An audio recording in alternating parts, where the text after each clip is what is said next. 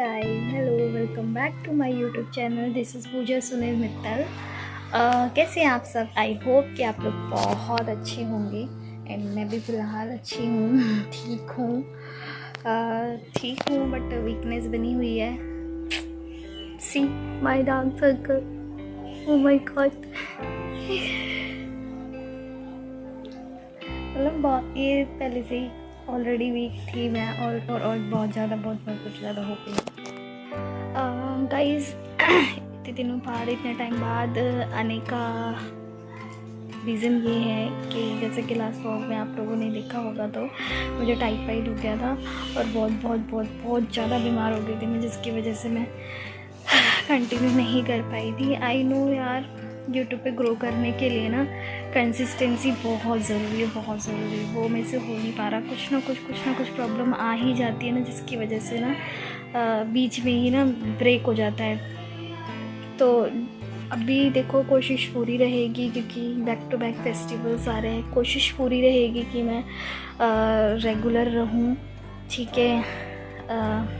कोशिश तो है, बाकी देखो अगर शरीर ने साथ दिया तो, क्योंकि बहुत मेहनत लगती है। क्योंकि मैं भी ऐसा सोचती थी कि यार बहुत आसान है, बहुत इजी है, बट बहुत मेहनत लगती है यूट्यूब पे वीडियो अपलोड्स करना, शूट करना ही नहीं, उसे एडिट करना, साउंड देखना, बहुत सारी चीज़ें देखनी पड़ती है, तब अपलोड करनी पड़ती है वीडियो।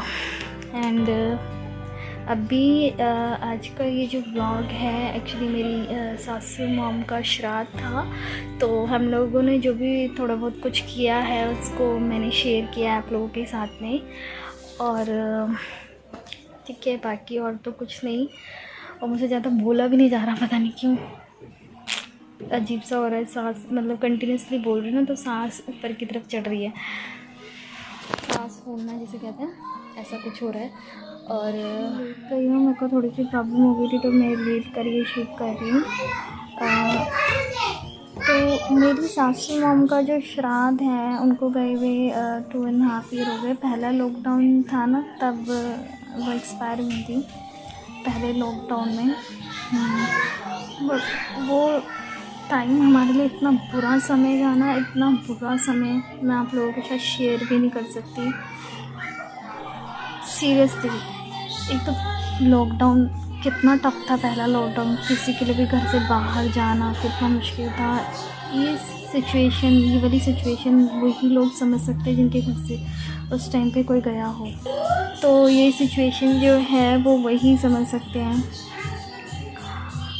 हम लोगों के साथ इतनी प्रॉब्लम हम लोगों ने फेस करी थी, इतनी ज़्यादा, बहुत सीरियसली।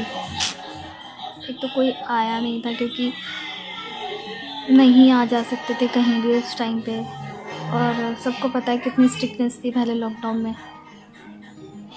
बहुत प्रॉब्लम फेस करने को पड़ी थी। कभी देखूँगी इस चीज़ के बारे में पूरी डिटेल में आप लोगों के साथ शेयर करूँगी, बट अभी ना मुझसे बोला नहीं जा रहा ज़्यादा, तो अभी इतना ही ठीक है जो भी है। और आप लोगों के मेरे व्लॉग अगर अच्छे लगते हैं तो प्लीज़ सब्सक्राइब कर दिया करो, लाइक कर दिया करो, कमेंट कर दिया करो एंड शेयर भी कर लिया करो, ठीक है। अगर आप लोग चाहते हो कि मैं यूट्यूब पे कंटिन्यू रेगुलर रहूं तो आप लोग प्लीज़ मुझे बहुत सारा प्यार दो, जिससे कि मैं रेगुलर बनी रहूं, जो मैं खुद में कॉन्फिडेंस आए कि मैं रेगुलर बनी रहूं यहाँ पर। Bye bye. यहाँ पे दाल को हमने मॉर्निंग में भिगो के रख लिया था। एक्चुअली एक दिन पहले का है वीडियो है, क्योंकि हमने जो दही भल्ले हैं वो रात में बना लिए थे, क्योंकि मॉर्निंग में बहुत जल्दी करना था, 8 बजे तक करना था सब कुछ, इसकी वजह से हमने एक दिन पहले ही बना लिया था। तो यहाँ पे दाल को पीसने के बाद इसको अच्छी तरीके से बहुत देर तक, कम से कम आधे से 1 घंटे तक इसको फेंटना पड़ता है, जिसकी वजह से दाल जो है अच्छी तरह से फिट जाए। और इसको चेक करने के लिए ना कटोरी में एक पानी लेंगे, इस तरीके से थोड़ा सा दाल का जो पेस्ट है इसमें डालेंगे। अगर वो जो पेस्ट है वो पानी से ऊपर आ जाता है तो अच्छे से आपके, इससे क्या है ना, अगर ये पानी से ऊपर आ जाता है तो हमारे जो दही भल्ले हैं वो बहुत ही ज़्यादा सॉफ्ट बनेंगे। कढ़ाई में तेल गरम होने के बाद इस तरीके की छोटी छोटी सी पकौड़ियाँ बना लेंगे। या जब तक ये पकौड़ी बन रही है यहाँ पर मैंने सॉट की तैयारी कर ली थी। सॉट के लिए इमली भिगो दी थी पहले ही गर्म पानी में। अब इस इमली का जो पल्प है अच्छी तरह से हाथ से मैं निकाल लूँगी। देन इसके बाद इसको स्टेन कर लूँगी। स्टेन करने के बाद जो भी पल्प है वो नीचे आ जाएगा। देन अगेन इसमें थोड़ा सा और पानी डालकर जो भी बचा हुआ पल्प है उसको निकालने के बाद इसे मैं इसको भी स्टेन कर लूँगी, ठीक है। देन इसके बाद अभी हम आ जाएंगे इसमें थोड़ा सा पानी और ऐड करने के बाद थोड़ा सा पानी ऐड करेंगे। इसके बाद हम इसको गैस पे चढ़ा देंगे पकने के लिए। देन इसके बाद इसमें हम डालेंगे गुड़ जो है इसमें डाला 250 ग्राम गुड़ था और इतनी ही चीनी थी, दोनों हमने इसमें डाल दिया है।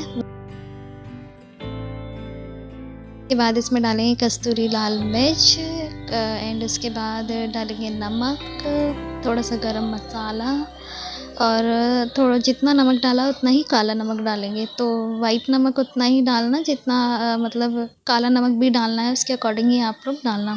देन इसके बाद यहाँ पे पानी में जो भल्ले बन रहे थे उसको ठंडे होने के बाद मैंने इसे पानी में डिप कर दिया था। अभी रात को ही डिप करके रख रहे थे ना हम लोग, क्योंकि इसका थोड़ा सा जो भी ऑयल था इसमें वो अब्जॉर्ब हो जाए, क्योंकि मॉर्निंग में इसका पानी जो है हम बदल देंगे, चेंज कर देंगे इन द सेंस, ठीक है। एंड अभी ऑलमोस्ट इतने भल्ले बन चुके हैं और बन रहे हैं। देन इसके बाद अभी हम आ जाते हैं सोट के पास। सोट अपनी पकने में पक रही है एंड ये हमारे भल्ले बनके तैयार हो गए। वाह कितने टेस्टी लग रहे हैं ना, यम्मी। देखा है मतलब मॉर्निंग में जब श्राद्ध वगैरह पंडित को खिलाने के बाद ये टेस्ट करने बैठी थी मैं, तब मैंने शूट कर लिया आप लोगों को शो कराने के लिए कि कैसे बने हैं। एंड अभी हम नेक्स्ट डे आ जाते हैं। नेक्स्ट डे में मॉर्निंग में हम 4 बजे उठ गए थे। एक्चुअली मैं ज़्यादा कुछ शूट नहीं कर पाई क्योंकि बहुत जल्दी करना था हमें। इनको जाना था मीटिंग में करनाल, तो जिसकी वजह से 8 बजे हमें पंडित को खिला लेना था सब कुछ। तो इस वजह से हम मॉर्निंग में 4 बजे उठ गए थे और ये सब कुछ हमने बनाया था। मूली का लच्छा, तोरी की सब्जी, आलू टमाटर की सब्जी एंड आलू गोभी की सब्जी। यहाँ पे दीदी अग्नि जमाने के लिए सब कुछ जो भी बनाया है थोड़ा बहुत निकाल रही हैं। आलू गोभी की सब्जी एंड खीर, रायता एंड हमारे दही बल्ले। हम लोगों ने यहाँ पे तोरी की सब्ज़ी इसलिए बहुत कम बनाई थी क्योंकि हमारे घर में कोई भी नहीं खाता तोरी और श्राद्ध पे बनाना ज़रूरी होता है। इसकी वजह से हमने बहुत थोड़ी सी सब्ज़ी बनाई थी तोरी की। एंड सुबह 4 बजे उठने का मकसद था, जैसे मैंने आपको बताया इनको मीटिंग में जाना था। 8 बजे तक सब कुछ हमें मतलब कंप्लीट कर लेना था, मतलब पंडित को खिलाने के बाद भी मतलब 8 बजे तक हमने सब कुछ कर लिया था। सब कुछ हो चुका था। सब 8 बजे निकल भी चुके थे, खाकर मतलब खाना वगैरह खाकर ही मीटिंग के लिए निकल चुके थे।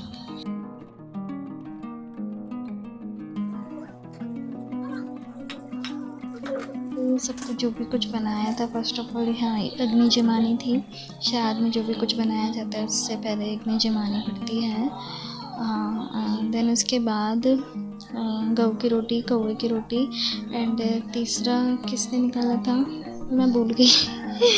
हाँ ठीक है, नहीं है, सच में नहीं याद आ रहा। तो ये सब चीज़ें लेकर जो भी कुछ बनाया था थोड़ी थोड़ी चीज़ें रखकर वो गऊ को कौवे को भिजवानी थी। यहाँ पे ये जो आप देख रहे हैं ना वीडियो में इतना अप्स एंड डाउन इसलिए हो रहा है क्योंकि मेरी नन्नू ने शूट किया ये। बाद अभी हम आ गए थे पापा जी के रूम में। यहाँ पे जो मम्मी जी की फ़ोटो लगी है, मम्मी जी की फ़ोटो पर ये फूल माला चढ़ा रहे थे।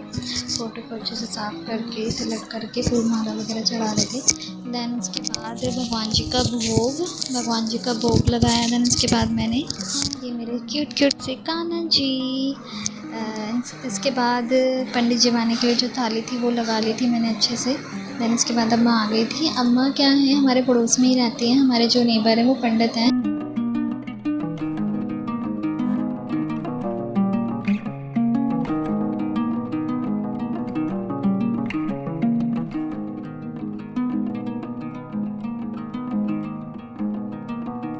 मतलब सुबह 7:30 बजे ही, मतलब 7 बजे उठकर नहा धोकर मतलब रेडी हो गई थी। हमने शाम को ही बोल दिया था इनको, तो क्योंकि इनको जाना था 8 बजे। अगर इनको 8 बजे नहीं जाना था तो हम थोड़ा सा लेट कर सकते थे, बट इनको 8 बजे जाना था, निकलना था। इसकी वजह से अम्मा को हमने बोले थे ऐसे ऐसे बात है, तो अम्मा कह रही कोई बात नहीं, मैं आ जाऊँगी। तो अम्मा आ गई थी वैसे टाइम पर, तो सब कुछ टाइम पर हो गया था, बहुत अच्छे से सब कुछ हो गया था। और अम्मा यहाँ पर खाना बहुत स्लो खा रही थी, क्योंकि यार इस एज में खाना, वो भी इस टाइम 7:30 बजे कौन किससे खाना खाया जाता है। और अम्मा की एज भी बहुत हो रही है, तो वैसे ही इनसे कम खाया जाता है, बहुत कम खाना खाती हैं। एंड इसके बाद जो भी कुछ देना था अम्मा को वो दे दिया था। मैंने क्या है ना, चप्पल जिस बॉक्स में ना चप्पल थी मैंने ऊपर रख दी थी, तो दीदी ने कहा नहीं ऊपर नहीं, नीचे रखो। इसके बाद मैंने नीचे कर दिया था। फिर अम्मा ने हमें दोनों को आशीर्वाद दिया। एंड इसके बाद जो भी है, सब ने घर में जो भी अवेलेबल थे सब ने अम्मा से आशीर्वाद लिया। अगर आप लोगों को ये ब्लॉग अच्छा लगा तो सब्सक्राइब करना मत भूलना मेरे चैनल को। Bye bye.